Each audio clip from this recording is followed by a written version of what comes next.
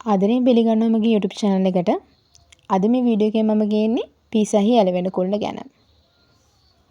පෙන්ඩෙන්ඩේ D pizza. නැතහොත් සරලවම පීසාහි ඇලවෙන කුළුණ යනු pizza ආසන දෙව්මැදුරේ කැම්පයිල් නැතහොත් නිදහසේ සිටගෙන සිටින සීනු කණුවයි.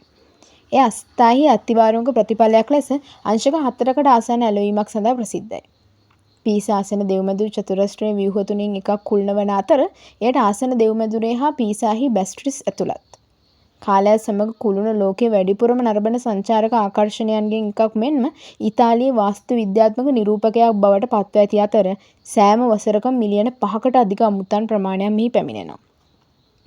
කුළුණේ උස බිම සිට පහළ පැත්තෙන් මීටර් 55.86ක් වන අතර ඉහළ පැත්තෙන් මීටර් 56.67ක්. පාදමේ බිත්තිවල පළල මීටර් 2.44ක්. එහි බර ටොන් 14500ක් ලෙස ගණන් බලා තියෙනවා. කුළුණේ පඩිපෙළ 296ක් හෝ 294ක් ඇත. 7 වන මහලේ උතුරට මුහුණලා ඇති පඩිපෙළේ පියවර 2ක් අඩුයි. 15 වන සියවසේ ඉදිකිරීම අතරතුර කුළුණ නැඹුරු වීමට පටන් ගත්තේ ව්‍යුහයේ බරට නිසි ලෙස සහාය විය නොහැකි මෘදු පස නිසා. 14 වන සියවසේ ඉදිකිරීම අවසන් වන විට එය නරක අතට හැරුණා. 1990 වන විට බෑවුම අංශක 5.5ක් දක්වා ඉහළ මට්ටමකට ළඟා වුණා. 1993 සහ 2001 අතර කාලයේ ප්‍රතිසංස්කරණ කිහිපයක් මගින් ව්‍යුහය ස්ථාවර කරගන්නා අතර එමගින් ඇලවීම අංශක 3.97ක් දක්වා අඩු කරගත්තා. කුළුණේ ගෘහ නිර්මාණ ශිල්පියාගේ අනන්‍යතාවය මතභේදයට තුඩ් දුන්න කාරණාව. මෙම නිර්මාණය දිගු කලක් තිස්සේ ගුග්ලියෙල්මෝ නම් මිනිසෙකුට හා බොනන්නෝ පිසානෝට ආරෝපණය කළා තිබ්බා. ඔහු ලෝකඩ වාත්තු කිරීමට ප්‍රසිද්ධ 12 වන සියවසේ පීසාහි පදිංචිකරුවෙකු වූ අතර පිසානෝ 1885 දී පීසා හැරගොස් සිසිලිය මොන්රේන් වෙත ගිය අතර නැවත පැමිණ ඔහුගේ උපන් නගරයේ මිය ගියා. ඔහුගේ නම දරන වාත්තු කැබැල්ලක් 1820 කුළුණ පාමුලදී සොයා ගන්නා ලදී. නමුත් මේ 1595 දී විනාශයට පත් වූ ආසන දෙව්මැදුරේ මුහුණතේ ලෝකඩ දොරට සම්බන්ධ විය හැකි බවයි මත දරන්නේ. කුළුණ ඉදිකිරීම වසර 199ක් පුරා අදියර 3කින් සිදු වුණා. 1172 ජනවාරි 5 වන දින ඩෙල් ඔපෙරා සැන්ට් මරියාහි නිවසේ පදිංචිකරුවෙකු වන වැන්දඹුවක්කු ඩෝනා බර්නාටි බර්නාඩෝ ඔපෙරා කැම්ප්ලිසි පෙට්‍රාරම් සැන්ටා මරියා වෙත සෝල්ඩි 60ක් බාර දුන්නා. පසුව එම මුදල සීනු කණුවේ පාදම වන ගල් කිහිපයක් මිලදී ගැනීම සඳහා භාවිතා කරා. 1173 අගෝස්තු මාස 9 වන දින කුළුණේ අත්තිවාරම දැම්මා. සුදු කිරිගරුඬ කැම්පනයිල් බිම්මහලේ වැඩ කටයුතුම වසරේම අගෝස්තු මාස 14 වන දින හමුදා සාර්ථකත්වයේ සහ සමෘද්ධියේ කාල පරිච්ඡේදය තුළ ආරම්භ වුණා. මේ බිම්මහල සම්භාව්‍ය කොරින්ති අගනගර සහිත සම්බන්ධිත තීරු මගින් ප්‍රකාශ කරන ලද අන්ධ ආකේඩ් එකක්.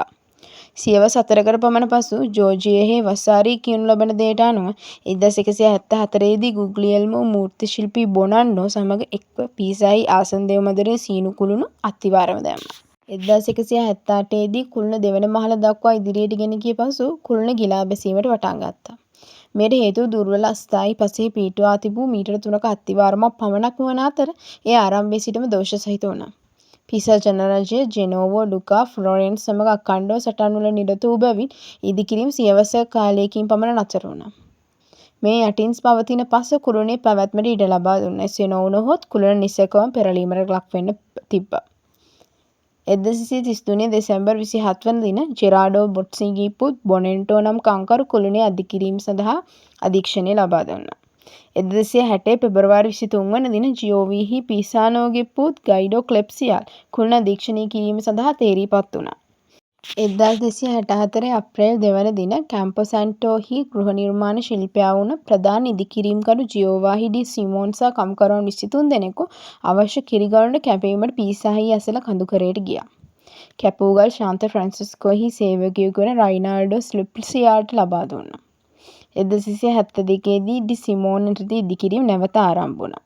ඇලවීමට වන්දි ගෙවීමේ උත්සාහයක් ලෙස ඉංජිනේරුවන් එක් පැත්තක් අනිත් පැත්තට වඩා උසින් ඉහළ මහලයක් ඉදි කරා.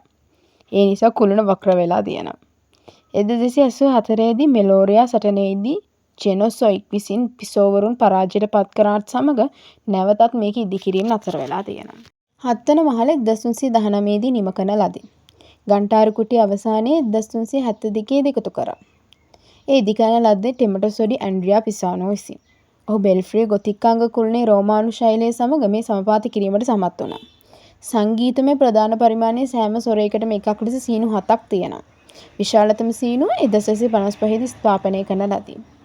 1589 සහ 1592 අතර එවකට පීසාහි ජීවත් වුණ ගැලීලියෝ ගැලලි නිදහසේ වැටීමේ විද්‍යාත්මක නීතියට අනුව ඒවායේ බැසීමේ වේගය ඒවායේ ස්කන්ධයන් ස්වාධීන බව පෙන්වීමට කුළුණේ විවිධ ස්කන්ධ සහිත කාලතුවක්කු බෝල දෙකක් බිම දැමූ බව පැවසෙනවා. මේ සඳහා මූලිකම මූලාශ්‍රය වන්නේ 1654 ගැලීලියෝ ගැලීලිගේ ශිෂ්‍යයෙකු වුණ ලේකම් වින්සෙන්සෝ විවිධාහි විසින් ලියන ලද නමුත් ඔහුගේ මරණයෙන් බොහෝ කාලයකට පස්සේ 1617 දී ප්‍රකාශයට පත් කරන ලද රැකෙන්ඩෝ ස්ටෝරිකෝ ඩෙලා විටා ඩි ගැලීලියෝ නම් ගැලීලියෝගේ චරිත ප්‍රදානය. දෙවන ලෝක යුද්ධ සමයේදී ජර්මානුවන් කුළුණ නිරීක්ෂණ ස්ථානයක් ලෙස භාවිතා කරන බවට මිත්‍ර පාර්ශ්වයෙන් සැක කරා. කුළුණ තුළ ජර්මානු හමුදා සිටින බව තහවුරු කිරීමට යවන ලද එක්සත් ජනපද හමුදා සැරයන්වරයෙකු වන ලියොන් චෙකොස්ටියන් ආසන දෙව්මැදුරේ සහ එහි කඳවුරේ අලංකාරය ගැන පැහැදිලා කාලතුවක්කු ප්‍රහාරයක්ද අත්හිටු බව පැවසෙනවා. කුළුණ සිරස් දිශාන්තියට පත් කිරීමට අවම වශයෙන් වැටීම වැළැක්වී ගැනීමට බොහෝ උත්සාහයන් අරගෙන තියෙනවා. මෙම උත්සාහයන් බොහෝමයක් අසාර්ථක වුණා. සමහරක් ඇලවීම තවත් නරක අතට හරවන ලදී. 1964 දී ඉතාලි රජය කුළුණ පෙරළීම වැළැක්වීමට ආධාර ඉල්ලා සිටියා.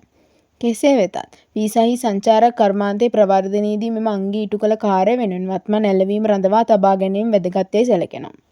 1993 සිට ඊයම් ප්‍රතිබර ටොන් 870ක් එකතු කරන ලද අතර එමගින් කුළුණ තරමක් කෙලින් වුණා. කුළුණ සහ අසල්වැසි ආසන දෙව්මැදුර බෞතිස්ම ස්ථානයේ සහ සුසාන භූමිය 1987 දී ප්‍රකාශයට පත් කරන ලද පියසා ඩෙල් ඩූමෝ යුනෙස්කෝ යෝකොරුම අඩවියට ඇතුළත් වුණා. දශක දෙකකට වැඩි කාලයක් ස්ථායීකරණ අධ්‍යයනයකින් පස්සේ 1989 පැවීනියා සිවිල් කුළුණ හදිසියේ කඩා වැටීමත් සමග 1990 ජනවාරි 7 කුළුණ ජනතාවට වසා දමන ලදී. බර අඩු කර ගැනීමට සීනු ඉවත් කරන ලද අතර තුන්වන මට්ටම වටා කේබල් සවිකර මීටර 100 ගණනක් දුරින් නැංගුරම්ලා ඇති අතර විභව කඩා දැමීමේ මාර්ගය නිවාසද හිස් කරන ලදී. කුළුණ කඩා වැටීම වැළැක්වීම සඳහා තෝරාගත් ක්‍රමය වූයේ උස්සූ කෙළවරට යටින් පස් ඝන මීටර 38ක් ඉවත් කිරීමෙන් හා ඇලවීම ආරක්ෂිත කෝණයකට තරමක් අඩු කිරීමයි. කුළුණේ ඇලවීම සෙන්ටිමීටර 45කින් අඩු කර 1838 ස්ථානයෙන් නැවත පැමිණුණා. නිවැරදි කිරීමෙන් ප්‍රතිසංස්කරණ හා ස්ථායීකරණ උත්සාහයෙන් දශකයකට පමණ පසු කුළුණ 2001 දෙසැම්බර් මාස මහජනයාට නැවත විවෘත කරන ලද අතර අවම වශයෙන් තවත් වසර 300ක් පමණ ස්ථාවර බව ප්‍රකාශ කරන ලදී. 1990 2001 ව්‍යුහාත්මක ශක්තිමත් කිරීමේ අදියරකට පසු කුළුණ දෘශ්‍යමාන හානි බොහෝ දුරට විකාදනය හා කළුවීමට ලක්වීම අලුත් වැඩියා කිරීම සඳහා ක්‍රමයෙන් මතුපිට ප්‍රතිසංස්කරණයට භාජනය වෙමින් පවතී. කුළුණේ වයස හා සුළඟට හා වර්ෂාවට නිරාවරණය වීම හේතුවෙන් මේවා විශේෂයෙන් කැපී පෙනෙනවා. 2008 වසරේ මැයි මාසයේදී ඉංජිනේරුවන් නිවේදනය කළේ කුළුණ ස්ථාවර කර ඇති බවත් ඒ ඉතිහාසයේ පළමු වතාවට චලනය වීම නතර වූ බවත්ය. අවම වශයෙන් ඒ තව වසර 200ක්වත් ස්ථාවර පවතින බව වර්තමාන ඉංජිනේරුවරුන්ගේ මතය. මුල්ගල තබා 850 වෙනි සංවත්සරයේ සඳහා උත්සවයක් 2023 වසරේදී පැවතුණා. 1280 සිට කුළුණ අවම වශයෙන් ප්‍රබල භූමිකම්ප 4කටවත් මුහුණ දී තිබේ. 2018 ඉංජිනේරු පරීක්ෂණයකින් නිගමනය වූයේ ගතික පාංශු ව්‍යුහ අන්තර්ක්‍රියා හේතුවෙන් කුළුණ කම්පනවලට ඔරොත්තු දුන් බවයි. කුළුණේ උස හා තද බව අත්තිවාරම් ප්‍රශ්නයේ මුදු බව සමග ඒකාබද්ධ වීම භූමිකම්ප භූමි චලිතය සමග අනුනාද නොවන ආකාරයෙන් කුළුණේ කම්පන ලක්ෂණ කෙරෙහි බලපාලා තියෙනවා. ඇලවීමට හේතු වූ සහ කුළුණ කඩා වැටීමේ අද්දරයටම ගෙනා එම මෘදු පසම භූමිකම්පාවකදී සැලකිය යුතු විනාශයකින් ඒ වළක්වා ගැනීමටත් උපකාරී වෙලා තියෙනවා. ලෝකයේ වඩාත්ම බැවුම් සහිත ගොඩනැගිල්ල ලෙස කුළුණේ තත්ත්වය පිළිබඳ ජර්මනු පල්ලි දෙකක් අභියෝග කරලා තියෙනවා. ඒ 15 වන සියවසේ 4 සූර් හුසන් ඇලවුණු කුළුණ හා බෑන් ෆ්‍රැන්කන්හවුසන් නගරයේ ඔබර් කර්ච්චිය නම් 14 වන සියවසේ සීනෝ කුළුණයි. ගිනස් ලෝක වාර්තා පීසා හා සූර් හුසන් කුළුණු මැඩ බැලුව අතර ඒවායේ බැයුම් අංශක 3.97ක් බව සොයා ගන්නා ලදී. 2010 ජූනි මාසයේ එක්සත් අරාබි එමිරාජ්‍ය අබුඩාබි කැපිටල් ගේට් ගොඩනැගිලි ලෝකයේ දුරම නැඹුරු මිනිසා විසින් සාදන ලද කුළුණු ලෙස ගිනිස් වාර්තාව හිමි කරගත්තා. ඒ අංශයක 18ක බැවුමකින් ඇති අතරේ පීසා කුළුණු වලට 5 ගුණයකින් වැඩිමුත් හිතාමතා බැවුම් කිරීමට සැලසුම් කරලා තියෙනවා. නවසීලන්තයේ වනකාහි නැඹුරු කුළුණද හිතාමතා ඉදිකරන ලද අතර ඒ බිමට අංශක 53ක් නැඹුරුයි.